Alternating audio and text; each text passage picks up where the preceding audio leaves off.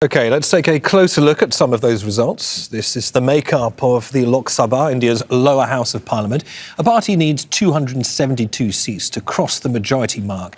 The coalition, that includes Modi's party, has lost 59 seats. The opposition bloc, with the acronym India, has gained more than 102. The most populous state of Uttar Pradesh in the north is often regarded as the biggest prize in the election. But the BJP lost to a regional party, including 2 high-stakes seats. And in the state of West Bengal, the BJP failed to make inroads after spending a great deal of its campaign efforts trying to gain ground there. And in the southern state of Tamil Nadu, all 39 seats have gone to the opposition coalition. And in Manipur, where a year of ethnic violence has killed more than 200, the BJP won no seats.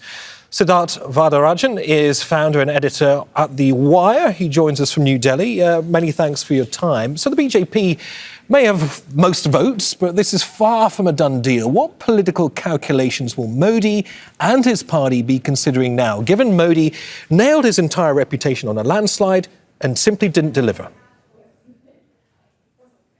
Modi is facing perhaps the most serious setback of his political career ever, because this is the first time that he has gone into an election and failed to win a majority on his own. I'm talking about his record as chief minister and, of course, now his record in national politics.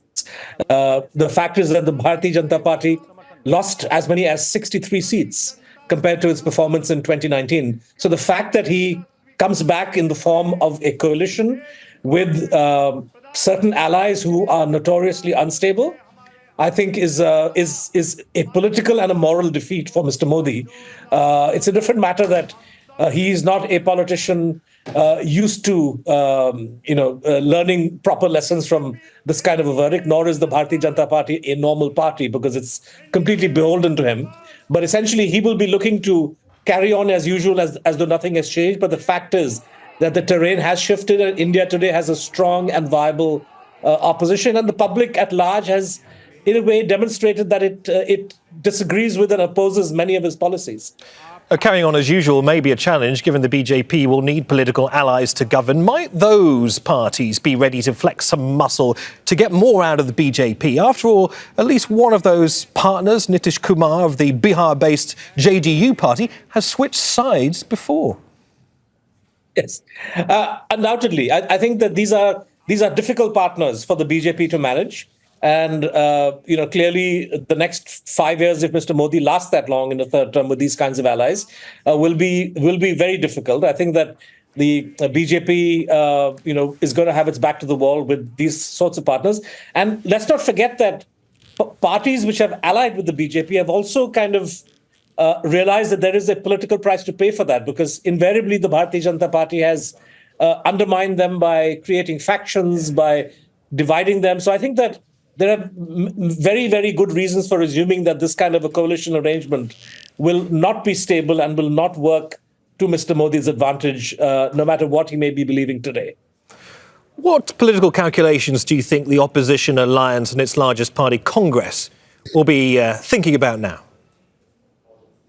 I think the Congress is within its rights to try to make life difficult for Mr. Modi, to harass and to snipe from the sidelines. There is some mischievous talk of the Congress speaking to Nitish Kumar and the Telugu. There's some other partners of the BJP to try to wean them away.